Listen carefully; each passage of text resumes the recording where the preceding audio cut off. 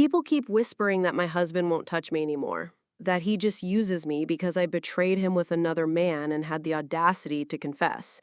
They act like it's some grand tragedy, but maybe some marriages are destined to collapse. Maybe some wounds cut too deep to heal. Maybe we all get what's coming to us. This all began about 18 months ago, when I was still playing the part of the perfect wife to Ethan, the man everyone adored. Friends, family, even strangers at gatherings would gush, "Oh, Sarah, you're so lucky. He's such a gem. Handsome, successful, devoted." As if I didn't know my own husband's face or worth. I just smile and nod because what else do you do when everyone's painting your life as a fairy tale? In Ethan was everything they claimed. Steady job, faithful, kind to me and our two kids. We'd been together 8 years, married for most of them after a whirlwind romance that had us tying the knot within months of meeting. People called us soulmates, and I bought into it. He was dependable, the kind of man you're supposed to want. But nobody talks about how dependable can start feeling like dull, how predictable can feel like a cage. You start wondering, is this it? Is this all there is?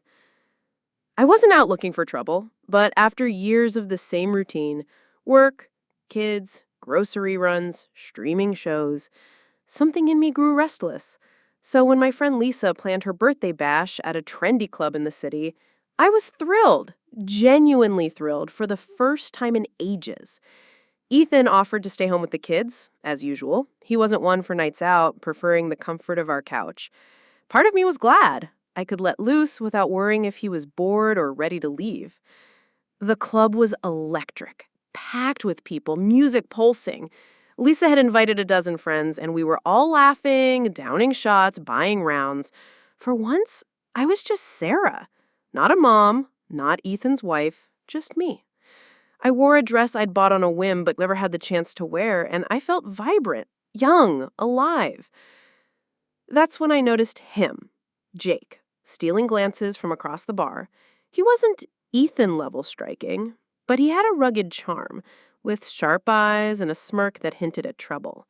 He started flirting, bold and unapologetic, sending drinks, making his way into our group. I was tipsy, drunker than I'd been since college days, but not so gone that I didn't know what I was doing.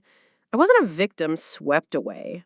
I was buzzed enough to quiet the voice screaming all the reasons I shouldn't, but I was still choosing. Jake was witty, attentive, his gaze locking onto mine like I was the only one in the room. His laugh at my jokes felt real, not like the heart-handed chuckles Ethan offered. When his hand brushed my arm, a spark shot through me, something I hadn't felt in years. The sensible part of me shouted to stop, to go home to my husband, my kids, my life. But the louder part, the one that felt trapped, unseen, bored, whispered, "When did you last feel this alive? When did someone look at you like this?" So when Jake leaned in, his voice low, saying he lived nearby and asked if I wanted to leave, I said yes. I told Lisa I was catching a ride with a friend, grabbed my purse, and left with a man who wasn't my husband. His apartment was cluttered, small, smelling of pizza and cologne. We were kissing before the door shut, urgent and raw in a way I'd forgotten was possible. With Ethan, sex was routine, a checklist of familiar moves. This was wild, chaotic, thrilling. I won't pretend it wasn't incredible. It was. For those hours, I felt desired, radiant, like someone new. Jake saw me as a captivating woman, not the one juggling laundry and school pickups. But the moment it ended, reality hit like a tidal wave. Lying beside the stranger, my wedding ring glinting on his nightstand, I saw my life clearly. Ethan at home, probably dozing on the couch, our kids asleep upstairs. The lies I'd have to tell. I dressed quickly, barely mumbling a goodbye to Jake, who looked puzzled as I fled. In the taxi, I rehearsed how to act normal, how to pretend nothing had happened. But when I got home and saw Ethan spawn on the couch, TV flickering, something inside me shattered. Maybe it was guilt, maybe the lingering alcohol, but I woke him up and spilled everything. Where I'd been, what I'd done, how sorry I was. I was a mess, sobbing, shaking. Ethan just listened, his face blank, which hurt more than if he had yelled.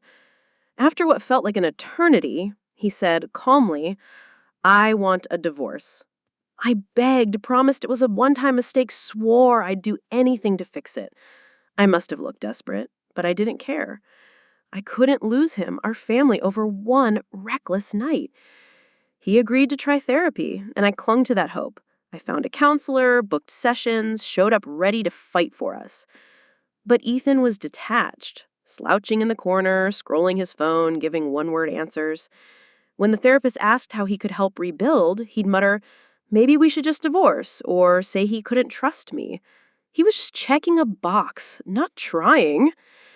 I threw myself into proving my remorse, taking on all the chores, cooking his favorite meals, agreeing to things in bed I'd always shied away from. I thought if I could show how much I loved him, he'd forgive me. But things got worse. Ethan started snapping, calling me vile names, sometimes loud enough for the kids to hear. He'd ignore me for days, then demand I obey his every whim or face divorce. I found flirty messages to other women on his phone. When I confronted him, he threw my betrayal back at me, saying I had no right to judge. Once, he grabbed my arm, dragged me to the door, and told me to leave if I didn't like it. It was maddening. I made one mistake in 8 years, and he acted like I was a habitual cheater, while his cruelty was somehow justified. I kept hoping time would heal him, that he'd remember our good years. I endured his moods, his demands, thinking perfection would win him back. But months passed, and he only grew colder. His outbursts intensified, his silence stretched longer, his demands more humiliating. It felt like he relished my suffering, like he wanted me to grovel endlessly. A few weeks ago, I realized I couldn't keep going. Not because I stopped loving him, but because he didn't want to save us. He wanted to punish me. So I sat him down and said I understood his pain, but if he didn't want to fix this, I'd let him go. I told him I loved him, but couldn't keep fighting alone. For the first time in months, he broke. He hugged me, tears streaming, saying he still loved me, but couldn't shake the images of my betrayal. He admitted to chatting with other women, but swore he never met them. He said something in him was broken, that he needed to be alone to figure himself out. He wanted a divorce, maybe just for now, but he needed space. I told him I'd sign whatever he wanted, that I wouldn't fight for money, not even child support, because I wanted everything for the kids. He cried harder, saying he hoped he could forgive me someday, but needed to focus on himself. Now we're divorcing. He's getting a lawyer, and I'm supposed to accept that one mistake erased 8 years, 2 kids, a life we built. Everyone says it's for the best, that we need to move on, but I don't want to. I don't want new love or a fresh start.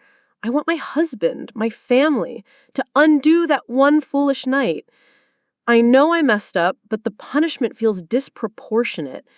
Couples overcome infidelity all the time, but I'm losing everything over one drunken choice. My kids will grow up in a split home because their mom screwed up once. And Ethan, he gets to be the saintly husband who couldn't forgive his cheating wife. Maybe he's right that some things can't be fixed, but it feels unjust that 8 years of love can be obliterated by a few hours of stupidity, that I lose everything while he starts anew. I'm not dating, not moving on. I'll focus on my kids and hope Ethan sees what he's discarding. People say I should be grateful he's not fighting dirty, not taking the kids or ruining me financially, but I'm not grateful. I'm angry, heartbroken, punished beyond reason. One mistake in 8 years cost me my marriage, my family, my future. Ethan gets to be the martyr, free to find someone new who will never see how cold he can turn when you falter. Maybe I'm awful for feeling bitter about the consequences of my own actions. Maybe I should be more repentant, accept my punishment. But it feels like I'm losing far more than I deserve for one night of bad judgment. And the worst part, I can't say it wasn't worth it. For those hours with Jake, I felt alive, desired, like the woman I used to be before I was a wife, a mom, a disappointment. Maybe that's selfish, but it's the truth. Now I'm rebuilding from nothing, while Ethan moves on like our 8 years meant nothing. I'll explain to our kids why our parents split, why our family broke. I'll be the warning tale of what happens when you betray a good man. But I'm not grateful for the lesson. I'm furious, shattered. And I think Ethan's throwing away something worth saving because his pride can't handle my imperfection. Maybe I'm delusional, but I believe we could have fixed this if he'd tried. Instead, I'm a soon to be divorced mom at 32 with 2 kids and a broken heart, all because I chased one night of feeling alive.